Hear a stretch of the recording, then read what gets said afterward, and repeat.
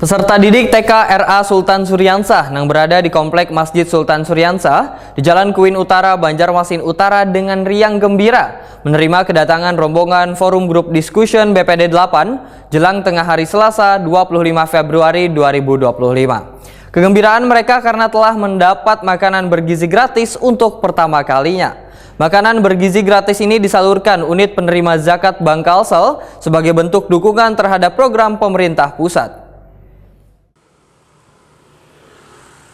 Peserta didik TK RA Sultan Suryansah yang berada di Komplek Masjid Sultan Suryansah Jalan Kuin Utara, Banjarmasin Utara dengan riang, gembira menerima kedatangan rombongan Forum Group Discussion BPD 8 jelang tengah hari Selasa 25 Februari 2025.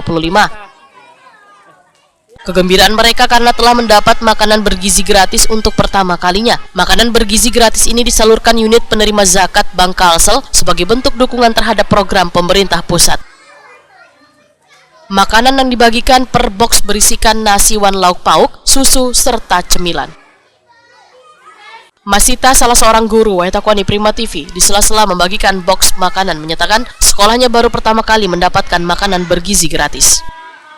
Terima kasih banyak untuk Bangkasa yang telah memberikan makanan ini untuk anak-anak. Semoga Bangkasa semakin sukses lagi. Senang pula anak-anak hari ini. Ya, senang hari ini dapat ini. Antusias luar biasa.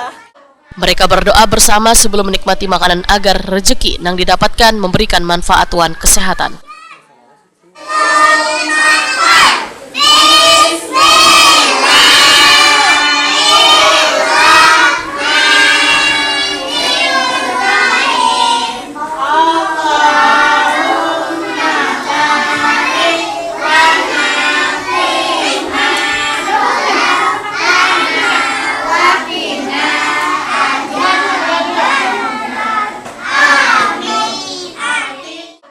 Ketua Umum Masjid Sultan Suryansah, Anang Sahrani menyatakan makanan bergizi sangat berguna gasan membangun fisik anak yang merupakan pengemban amanah masa depan bangsa.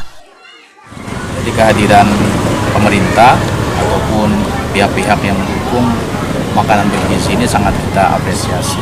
Karena anak-anak kita, khususnya para generasi yang mempunyai potensi akan mengemban amanah di masa depan itu harus diberikan gizinya.